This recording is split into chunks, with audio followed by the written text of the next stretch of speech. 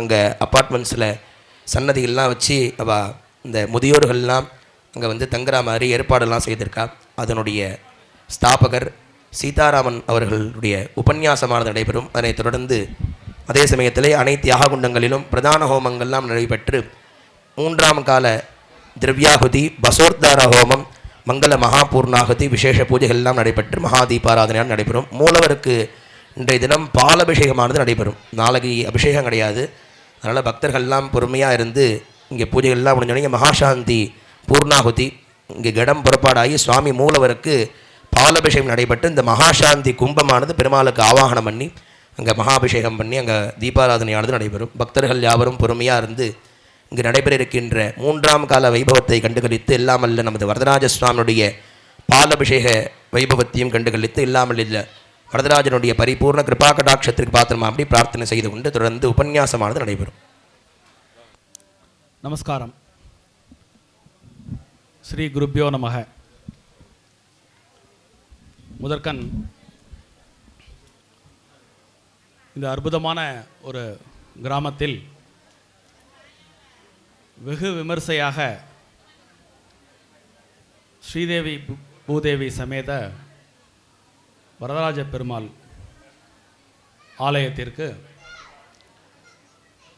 கும்பாபிஷேகம் நடைபெற்று கொண்டிருக்கிறது.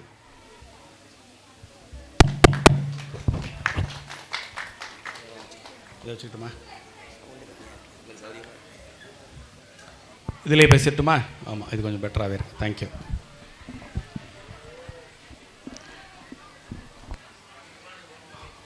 முதல்ல மகாத்மா காந்தி அவர்கள் வந்து நமது நாட்டின் ஆன்மா கிராமங்களிலே குடிகொண்டிருக்கிறது என்ற ஒரு உலக பிரசித்தமான ஒரு வாக்கியம் செய்தவர்கள். அது ஒரு மிகையான கூற்றாக இருக்குமோ அப்படிங்கிற மாதிரி பல நேரங்களில் அடியன் யோசித்தது உண்டு.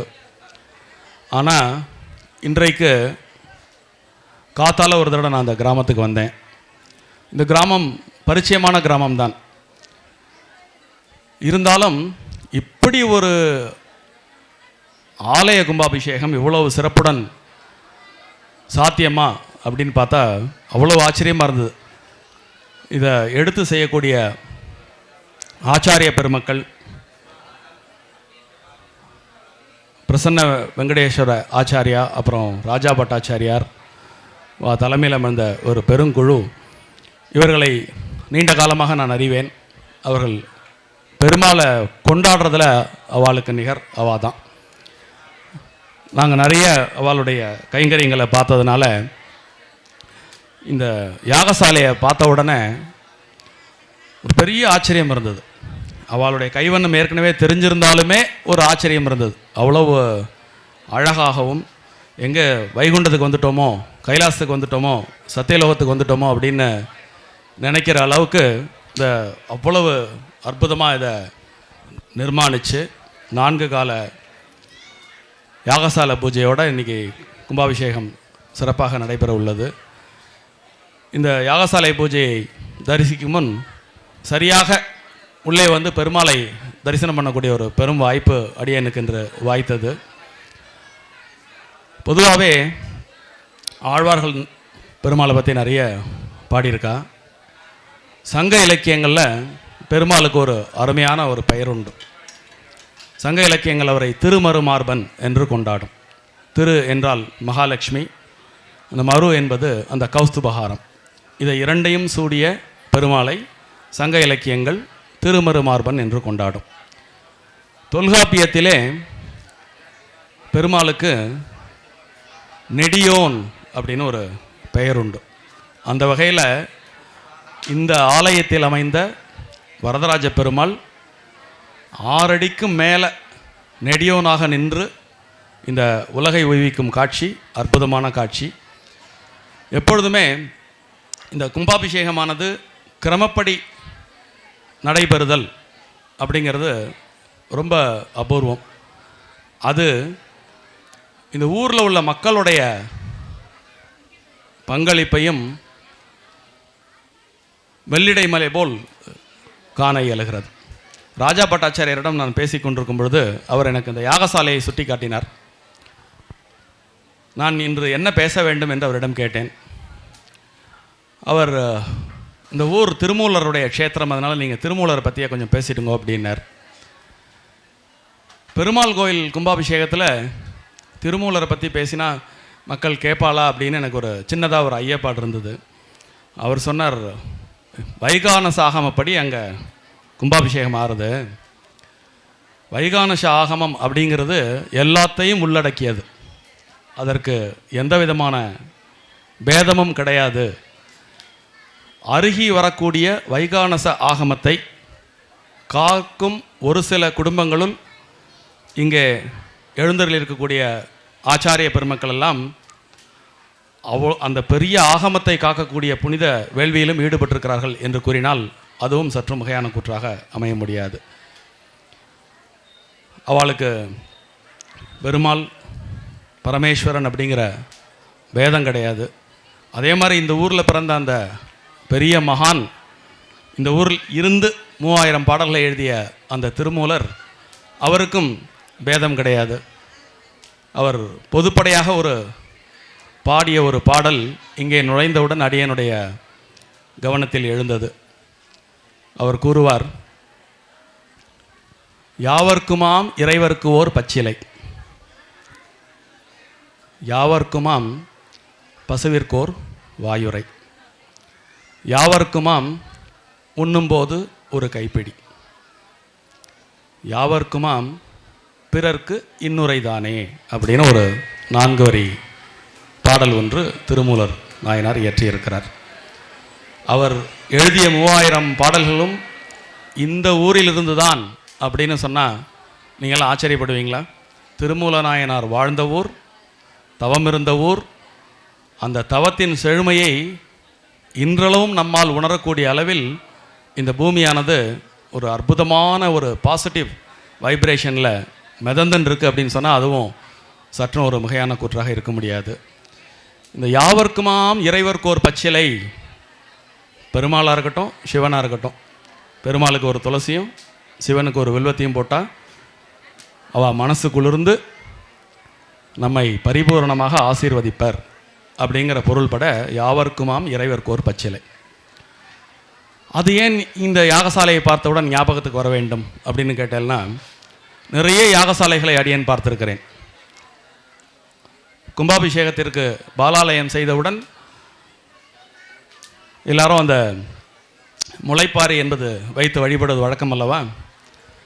இந்த யாகசாலையை சுற்றிலும் எத்தனை முளைப்பாரி வைத்து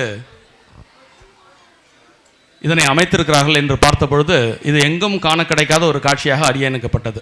இது எப்படி சாத்தியம் என்று ராஜா பட்டாச்சாரியர் அவர்களை கேட்டேன்.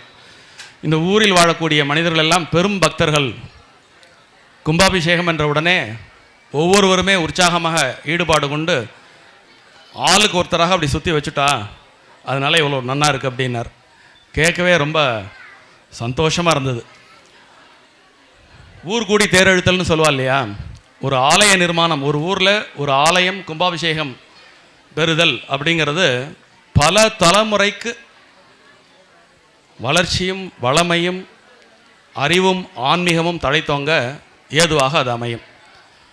அப்படி நடைபெறக்கூடிய கும்பாபிஷேகத்திலே அந்த ஊர் ஜனங்கள் மகிழ்ச்சியுடன் உற்சாகத்துடன் கலந்து கொள்வது என்பது இன்னும் அந்த ஆலயத்தினுடைய அருளாற்றலுக்கு பன்மடங்கு வலு சேர்க்கக்கூடிய ஒரு விஷயம். அந்த வகையிலே உங்களுடைய ஆர்வத்திற்கு தான் இப்படிப்பட்ட ரொம்ப அருமையான ஆச்சாரியர்கள் எல்லாம் வந்து இருந்து இங்கே முறைப்படி 33 கோடி தேவர்களையும் அழைத்து, இப்போ இந்த யாகசாலையில் 33 கோடி தேவர்களும் இருந்துருக்கா.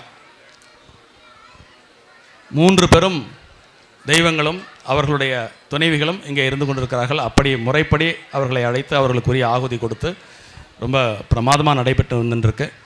ஒரு 5 மணித்துளிகள் திருமூல நாயனார் பற்றியும் இந்த ஊரினுடைய சிறப்பு பற்றியும் அது இலக்கியங்களில் எங்கே எடுத்தாளப்பட்டிருக்கிறது என்பது பற்றியும் கூறி அடியேன் என்னுடைய சிற்றுரையை நான் நிறைவு செய்ய எண்ணியுள்ளேன். திருமூலர் பூர்வாசிரமத்தில் அவருக்கு சுந்தரநாதன் என்ற ஒரு பெயர் உண்டு. அவர் காஷ்மீர தேசத்திலிருந்து கையிலையிலிருந்து க்ஷேத்ராடனங்கள் பண்ணி சிதம்பரத்தில் சுவாமியை தரிசனம் செய்துவிட்டு இந்த ஊருக்கு வரும்பொழுது இந்த ஊரிலே மூலன் என்ற ஒரு இடையன் மாடு மேய்த்து கொண்டிருந்தான். அவன் திடீரென்று இறந்து விடுகிறான். அந்த பசுக்கூட்டங்கள் எல்லாம் அவன் மேல் உள்ள அன்பு, நம்மை ரட்சித்து காத்த இந்த மனிதன் இறந்து விட்டானே அப்படின்னு எல்லாம் கண்ணீர் சொரிந்து நின்ற கோலத்தை கையிலையிலிருந்து வந்த சுந்தரநாதன் பார்த்தார். அவர் ஒரு பெரிய சிவயோகி, அட்டமா சித்திகளில் வல்லவர். அதனால் கூடு விட்டு கூடு பாய்தல் அப்படிங்கிற ஒரு வித்தையை அவர் அறிந்திருந்தார். அதனால் இந்த பசுக்களின் துயரத்தை நீக்குவதற்காக தன்னுடைய உடலை ஒரு மரத்தடியின் மறைவாக விட்டுவிட்டு அங்கிருந்து தன்னுடைய அந்த சித்திகளில் ஒன்றை பயன்படுத்தி மூலனுடைய உடலுக்குள் கூடு விட்டு கூடு பாய்ந்து விடுகிறார். உடனே மூலன் எழுந்தவுடன் அந்த பசுக்கள் எல்லாம் ஆரவாரித்து தனது எஜமானன் மீண்டு வந்து விட்டான், எப்பொழுதும் போல் நாம் இனிமேலும் மகிழ்ச்சியாக இருக்கலாம் அப்படின்னு அதெல்லாம் உற்சாகமாக அவங்களுடைய இருப்பிடத்திற்கு போய்விட்டது. மூலன் அவருடைய வீட்டிற்கு போகும்பொழுது இந்த மூலனுடைய மனைவியானவள் கணவனை எதிர்கொண்டு அழைக்கிறாள். இவருக்கு தெரியுமல்லவா அவளுடைய கணவன் தான் அல்ல அப்படிங்கிறதுனால என்னால் இங்கே வர முடியாதுன்னு சொல்லிட்டு அந்த ஊரில் ஒரு பொதுவான மடத்துக்கு போயிடுறார். அந்த மடத்தின் துறவிகளெல்லாம் இவருடைய ஞானம் தெளிவு இது கண்டு மூலனுடைய மனைவிக்கு சொல்லிடுறாங்க, இல்லை இவன் வந்து ஞானம் பெற்று விட்டான், இனிமேல் அவன் இல்லறத்துக்கு உதவான் அப்படின்னு சொன்ன உடனே மனைவி சமாதானம் அடைகிறாள்.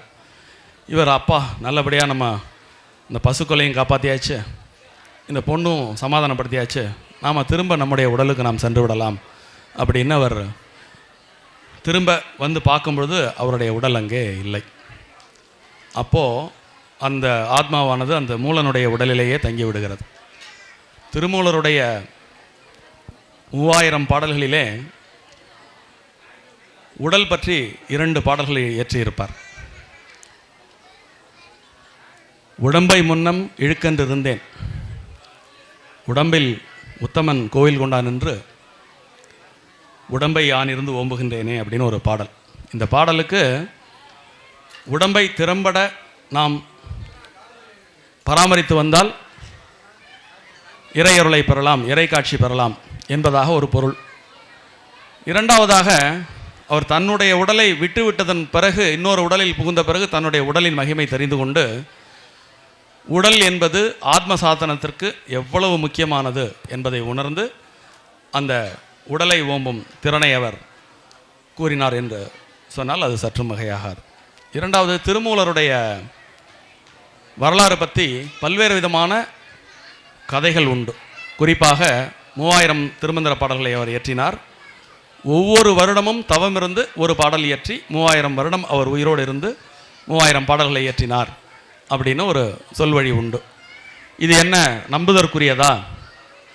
மனிதன் எப்படி 3000 வருடம் வாழலாம் அப்படிங்கிற ஒரு கேள்வி நமக்குள் எழும். திருமந்திரம் 9 தந்திரங்களை கொண்ட அந்த திருமந்திரத்தில் மனிதன் நீண்ட காலம் உயிர் வாழ்வதற்குண்டான உபாயங்களை அவர் தன்னுடைய திருமந்திரத்திலே பதிவு செய்திருக்கிறார். இதை தாண்டி இதற்கு இலக்கிய சான்றுகளும் நமக்கு கிடைக்கின்றன. 63 நாயன்மார்களில் ஒருவரான சுந்தரமூர்த்தி நாயனார் திருத்தொண்டர் தகை என்பதை முதலில் ஏற்றினார். சுந்தரமூர்த்தி நாயனார் எழுதிய திருத்தொண்டர் தகை வழிதான் 63 நாயன்மார்கள் இருந்தனர் அப்படிங்கிற ஒரு செய்தியை நமக்கு கிடைக்கிறது. அவர் நம்பிரான் திருமூல நாயனார்க்கு அடியேன் அப்படின்னு அந்த திருத்தொண்டர் தகையில் திருமூலர் பிரான் என்று அழைக்கிறார். இந்த 63 நாயன்மார்களில் 2 பேரை அவர் பிரான் என்று அழைக்கிறார். ஒன்று திருஞான சம்பந்தர். திருஞான சம்பந்தரை எம்பிரான் என்று அழைக்கிறார், திருமூல நாயனாரை நம்பிரான் என்று அழைக்கிறார். அப்போது சுந்தரமூர்த்தி நாயனாருடைய காலகட்டம் எது அப்படின்னா, அவர் சேரமான் பெருமாளுடன் சொர்க்கம் சென்றார் அப்படிங்கிற தகவலை நமக்கு எல்லாருக்கும் தெரியும். அது கிட்டத்தட்ட 650 கிபி 650லேருந்து 700 காலகட்டத்துக்கு உட்பட்டது என்றால் சுந்தரமூர்த்தி நாயனார் பதிவு செய்திருக்கிறார் என்றால் அதற்கு முந்தையே திருமூலர் இருந்திருக்கிறார் என்று தானே அர்த்தம். அதன் பிறகு இன்னொரு சான்றும் நமக்கு கிடைக்கிறது. இதற்கு பக்கத்தில் இருக்கக்கூடிய திருவாவடுதுறையிலே ஞானசம்பந்த பெருமான் வரும்பொழுது சுவாமியை தரிசனம் பண்ணிட்டு அந்த கொடிமரத்துக்கு பக்கத்தில் வந்தவுடன் இங்கு தமிழ் மனம் கமழ்கிறதே அப்படின்னு சுற்றி பார்க்குறார். அந்த கொடிமரத்துக்கு பக்கத்தில் இன்னும் ஒருத்தர் அழைச்சி தோண்டுங்க அப்படிங்கிறார். அப்படி தோண்டும் பொழுது கிடைத்த ஓலைகளே திருமந்திர ஓலைகள் என்ற ஒரு செய்தியும் உண்டு. அப்போ சம்பந்தர் இன்னும் மூத்தவர், 6-7ஆம் நூற்றாண்டை சேர்ந்தவர். அப்போ சம்பந்தர் கீழிருந்து இந்த ஓலைகளை எடுத்திருக்கிறார் என்றால் சம்பந்தர் காலத்திற்கு முற்பட்டதானே இருந்திருக்க வேண்டும். அது தவிர இந்த சாத்தனூரில் அவர் இருந்தார் அப்படிங்கிறது செவிவழி செய்தியா உண்மை செய்தியா அப்படிங்கிற ஒரு கேள்வி ஆய்வறிஞர்களுக்கு வரும். முதலில் தேவாரத்தை தொகுத்த நம்பியாண்டார் நம்பி 9ஆம் நூற்றாண்டை சேர்ந்தவர். அவர் சாத்தனூர் இங்கிருந்து தான் திருமந்திரத்தை திருமூலர் பதிவு செய்தார். திருமூலருடைய இயற்பெயர் சுந்தரநாதன் என்பதை திருமூலரே தன்னுடைய பல பாக்களில் செய்தருளியிருப்பதால் அதை தொகுத்த நம்பியாண்டார் நம்பிக்கு இந்த சுந்தரநாதன் சாத்தனூரில் இருந்தார் என்று சொல்வது கடினமாக இல்லை. அதனால் நம்பியாண்டார் நம்பி தொகுத்த தேவாரத்தில் சாத்தனூரில் திருமூலர் வாழ்ந்தார் என்பதை பதிவு செய்கிறார். அவர் ஒரு திருத்தொண்டர் திருவந்தாதி ஏற்றுகிறார். அதன் பிறகு 12ஆம் நூற்றாண்டிலே சேக்கிழார் பெருமான் அதை பெரிய புராணமாக செய்யும் பொழுதும் இந்த சாத்தனூரிலே திருமூலர் வாழ்ந்ததை பதிவு செய்திருக்கிறார். திருமூலருடைய சிறப்பு என்பது நாம் எல்லாரும் பொது வழக்கிலே அன்பே சிவம் என்று கேள்விப்பட்டிருப்போம். இதை முதலில் உரைத்தவர் திருமூலர். யான் பெற்ற இன்பம் பெருக இவ்வையகம். இதை கேள்விப்படாதவங்க யாருமே இருந்திருக்க மாட்டீங்க இல்லையா? யான் பெற்ற இன்பம் பெருக இவ்வையகம், இதை முதலில் கூறியவர் திருமூலர். இப்படி திருமூலருடைய பெருமைகளை நாம் அங்கே அந்த பெரிய புராணம் இயற்றிய சேக்கிழார் இந்த 6ஆம் நூற்றாண்டிலிருந்து பின்னோக்கி ஒரு 3000 வருடங்கள் அவரை கணித்து இவர் கிமு 2100 வாழ்ந்திருக்கலாம் என்பதையும் அவர் பதிவு செய்திருக்கிறார். அப்போ திருமூலர் அந்த 3000 வருடம் வாழ்ந்தார் என்பது வெறும் செவிவழி செய்தி மட்டுமல்ல, இலக்கிய சான்றுகளிலிருந்து நாம் பெறக்கூடிய ஒரு செய்தி. 2வது, திருமூலருக்கும் சாத்தனூர் ஆகிய இந்த கிராமத்திற்குமான தொடர்பும் கிட்டத்தட்ட 1000 வருட இலக்கியங்களிலிருந்து நம்மால் புரிந்து கொள்ள முடிகிறது. வெறும் சிவனை பற்றி மட்டும்தான் திருமூலர் பாடியிருக்கிறாரா? அமுதன் அப்படின்னு நம்ம சொன்னால் நமக்கு யார் ஞாபகம் வரும்? அமுதன் அப்படிங்கிற ஒரு பேரை சொன்னாலே குழந்தை வாழ்த்து, 6ஆம் அமுதன் நம் கண்களுக்கு உடனடியாக மானசீகமாக காட்சி தருவார் அல்லவா? அது மாதிரி திருமூலர் அறம், பொருள், இன்பம், வீடு பேறு, பக்தி, ஞானம், யோகம் எல்லாவற்றை பற்றியும் தன்னுடைய அந்த 3000 பாடல்களிலே தெரிவித்திருக்கிறார். அவனருளாலே அவன் தாழ் வணங்கி அப்படின்னு மாணிக்க வாசகர் சொன்னதை ஆழ்வார்களும் ஆச்சரியத்திருக்கிறார்கள். திருமந்திரத்தில் யோக முறைகளை, அட்டாங்க யோக முறைகளை விரிவாக கூறிய திருமூலரும் அவனருளாலே அவன் தான் வணங்கி என்ற தத்துவத்தை கூறியிருக்கிறார். யோகம் தாண்டி ஒரு மனிதன் எப்படி இறைவனை அடையலாம் என்பதையும் எளிமையான 4 வரி பாடல்களில் அவர் குறிப்பிட்டிருக்கிறார். எண்ணீராயிரம் ஆண்டு யோகம் இருப்பினும் கண்ணார் அமுதனை கண்டறிந்தவர் இல்லை. கண்ணார் அமுதனை கண்டறிந்தவர் இல்லை. யாருக்கு கண்ணார் அமுதன் காட்சி கொடுப்பார்? உன்னோடு உள்நோக்கி தவம் இருப்போர்க்கு கண்ணாடி போல் கலந்திருந்து காட்சி கொடுப்பான் அப்படின்னு ஒரு பாடலில் சொல்லியிருக்கிறார். அந்த வகையில் இந்த அற்புதமான சித்தர் பெரும்பூமி என்று சொன்னால் அது சற்று மிகையாகாது. சற்று கண்மூடி நீங்கள் அதை அனுபவித்தால் இந்த இடம் எத்தனை பெரிய மகான்கள் உறைந்த இடம், அந்த மகான்களுடைய அந்த ஆன்ம பலம், அந்த ஆன்மாவானது இங்கு இன்னும் இருந்து கொண்டு இது போன்ற ஆலயங்களில் அருளாட்சி செய்து கொண்டிருக்கிறது என்று கூறினால் அது சற்று மிகையாகாது. இந்த ஆலயத்தினுடைய வரலாறு பற்றி கேட்டேன். ஒரு தஞ்சாவூர் பாரம்பரியம் மூலமாக ஒரு 700-750 ஆண்டுகளாக இந்த ஆலயம் இந்த ஊரிலே இருந்து கொண்டு வருகிறது. இதை சிறப்பாக பாரம்பரியமாக இங்குள்ள பெரியோர் இந்த ஆலயத்தை நல்ல முறையில் பராமரித்து வருகின்றனர் என்று ராஜா பட்டாச்சாரியார் அவர்கள் கூறினார். அடியேனுக்கு இந்த கோயில் கலையில் சற்று பரிச்சயம் உண்டு. இங்கு மூலவராக வீற்றிருக்கக்கூடிய அந்த நெடிதுயர்ந்த பெருமாளை கண்ணுறும் பொழுது அவர் வெகு நிச்சயமாக 800 ஆண்டுகளுக்கு மேற்பட்டவராக இருப்பாரோ என்ற ஐயம் அடியேனுக்கு எழுகிறது. இங்கு இருக்கக்கூடிய இந்த வரதராஜ பெருமாள் வெகு நிச்சயமாக 800 ஆண்டுக்கு முற்பட்டவர் என்பது அடியேனின் அவதானிப்பு. மிக அற்புதமாக இங்கு எழுந்தருளியிருந்து இந்த ஊர் மக்களையும் உலக மக்களையும் உய்வித்து கொண்டிருக்கும் பூதேவி ஸ்ரீதேவி சமாத வரதராஜ பெருமாளின் திருவடி வணங்கி இந்த அற்புதமான ஒரு நிகழ்ச்சியில் உங்கள் மத்தியிலே ஒரு சில சிந்தனைகளை பகிர்ந்து கொள்ள கிடைத்த வாய்ப்புக்கு நன்றி கூறி அமைகிறேன். நன்றி.